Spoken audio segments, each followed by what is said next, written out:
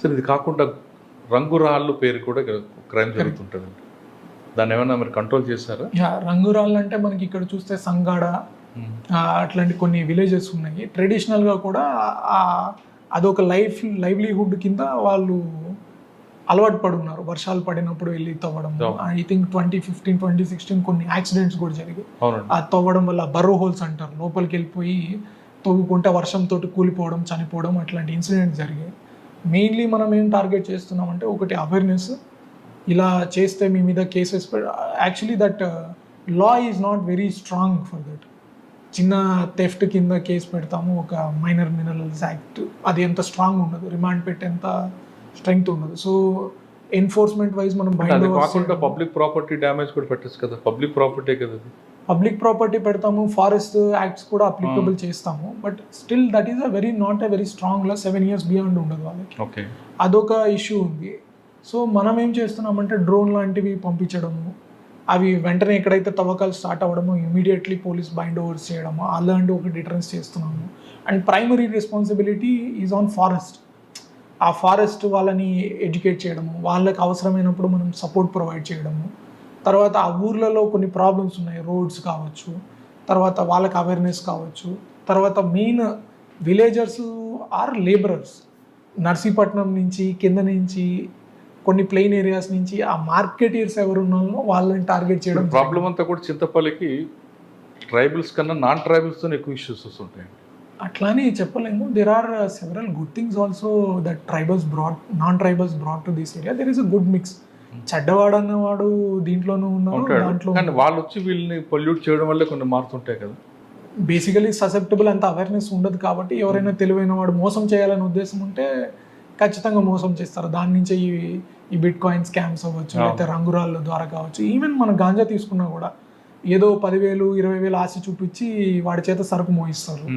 తర్వాత పట్టుబడితే వాడికి జైలుకి 2 lakhs, 3 lakhs ఆ బెయిల్కి ఖర్చు అయిపోతుంది. అందువల్ల మన నీళ్ళ జడత లాంటి విలేజ్లో కూడా ఒకరు ఆత్మహత్య చేసుకోవడం కూడా జరిగింది. తర్వాత మనం పోలీస్ తరఫున ఆ ఫ్యామిలీని కొంచెం అడాప్ట్ చేసుకోవడము, వాళ్ళకి కుట్టు మిషన్స్ అట్లాంటివి ఏర్పాటు చేయడము, అట్లాంటివి కూడా మనం చేస్తున్నాము. ఈ ట్రైబల్స్, నాన్ ట్రైబల్స్ కూడా ఒక ఐడియల్ మిక్స్ ఏమవుతుందంటే కొంతమంది మంచి మంచి టెక్నిక్స్ ఇంట్రొడ్యూస్ చేస్తున్నారు. ఫర్ ఎగ్జాంపుల్ స్ట్రాబెరీ కల్టివేషన్ లేదు ఇంతకుముందు, they brought that strawberry cultivation.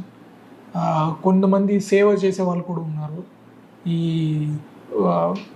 Alcohol వదిలేయండి, సత్యసాయి ట్రస్ట్ కావచ్చు, కొన్ని ఉన్నారండి. మీరు చెప్తున్న వాస్తవం. ఎందుకంటే కమర్షియల్ క్రాప్ కూడా పెరుగుతుంది కదా, కమర్షియల్ క్రాప్ క్రియేట్ చేస్తుంది. But at the same time we are all for the tribals. ఇక్కడ గిరిజనుల హక్కులకి ఎట్లాంటి భంగం కలిగించినా ఏదైనా, ఇప్పుడు మీరు బయట వచ్చినప్పుడు కూడా చూస్తున్న ఫోన్ నెంబర్ కూడా బయట నేమ్ ప్లేట్ మీద ఫోన్ నెంబర్ ఉంటుంది. ఎనీ టైం వాళ్ళు కాల్ చేస్తారు, మనం రెస్పాండ్ అవుతాము. వాళ్ళు మనకి ఫోన్ చేసేంత వరకు కూడా ఆగట్లేదు. రీసెంట్ ఇప్పుడు మన చెరుకుంపాకలో ఒక విలేజ్ ఉంది, అక్కడ ఒక చిన్న పాప, example PTGG caste primitive tribal groups అంటారు, వాళ్ళు ల్యాక్ ఆఫ్ అవేర్నెస్ గురించి చెప్తున్నాను. ఒక పాపని రేప్ చేసి మర్డర్ చేయడం జరిగింది. చేసేసి వాళ్ళ ఊరు వాడే, ఎంత 11 years కిడ్. ఆ అమ్మాయి ఒక లీడర్ అనమాట. ఆ ఊర్లో పిల్లలందరినీ ఒక 3 kilometers నడిపించుకొని తీసుకెళ్ళి అందరినీ స్కూల్కి తీసుకెళ్లే పాప. ఆ పాపని మర్డర్ చేసేసి తర్వాత సూసైడ్ కింద చిత్రీకరించారు వాళ్ళిద్దరు. ఇది ఏం జరిగింది, ఫస్ట్ వీళ్ళు అర్థం చేసుకోలేకపోయారు ఇలా జరిగింది అని. తర్వాత లేటర్ కొంచెం అనుమానం వచ్చింది, కానీ అనుమానం రాగానే మళ్ళీ భయం. అరే మనం దాన సంస్కారాలు చేసేసాం కదా, ఇప్పుడు పోలీసు వాళ్ళ దగ్గరికి వెళ్తే మన మీదే కేసు పెడతారేమో, అదొక భయం. సో వాళ్ళు రీచ్ అవుట్ అవ్వలేకపోయారు. అది కూడా పోలీసు ఇంటెలిజెన్స్ తోటి మనం గ్యాదర్ చేసుకొని వాళ్ళకి నచ్చ చెప్పుకొని, మీరు భయపడాల్సిన అవసరం లేదు, తెలియక తప్పు చేశారు, వాళ్ళ దగ్గర కంప్లైంట్ తీసుకొని మళ్ళీ సేమ్ ఆ బాడీని ఎగ్జిబిట్ చేయడము, తర్వాత ఆ చిన్న పిల్లల దగ్గర నుంచి ఎవిడెన్స్ కలెక్ట్ చేయడం. వాళ్ళకు కూడా చాలా భయం ఉంటుంది, చెప్తే మాకేమవుతుందో. So that proactive role police are playing. ఇప్పుడు మీరు చెప్తున్న ఎవరైతే ట్రైబల్ ఇన్ఫ్లుయెన్సర్స్ అని చెప్తున్నారో, ప్రతి షాండీకి పోలీసు వెళ్తారు.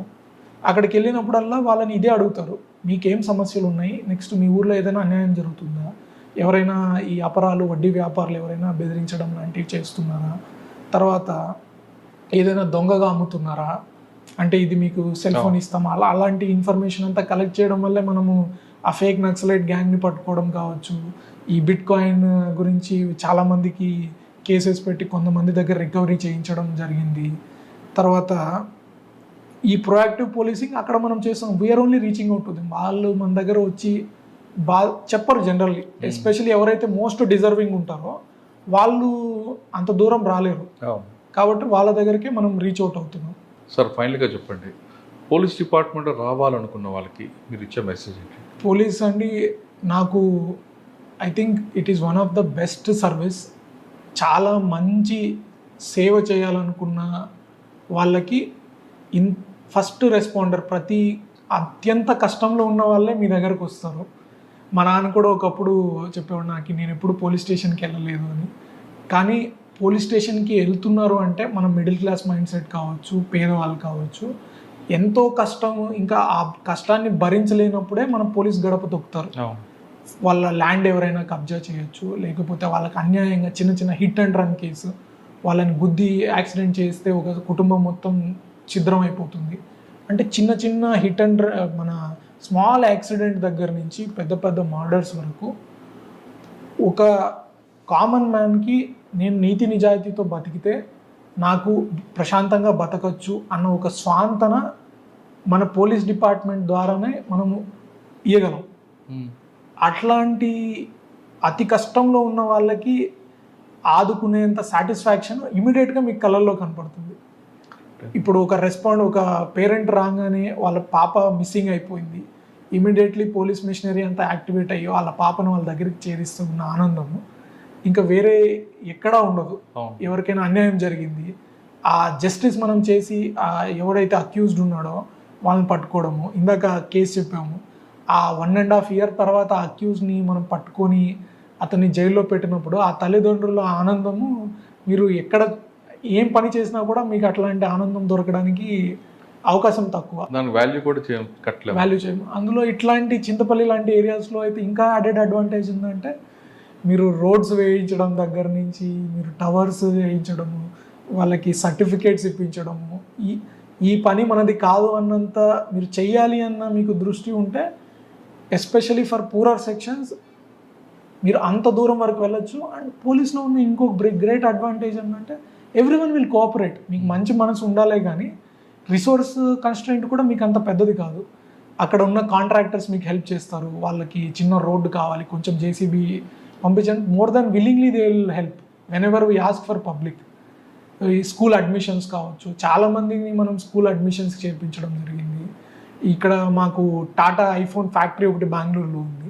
ఇట్లా మాకు గిరిజనులకి చాలామంది చదువుతున్నారు కానీ చదివాక నెక్స్ట్ ఏం చేయాలో వాళ్ళకి అర్థం కావట్లేదు, చదివి ఏం ఉపయోగం అన్న క్వశ్చన్ ఉండేది వాళ్ళల్లో.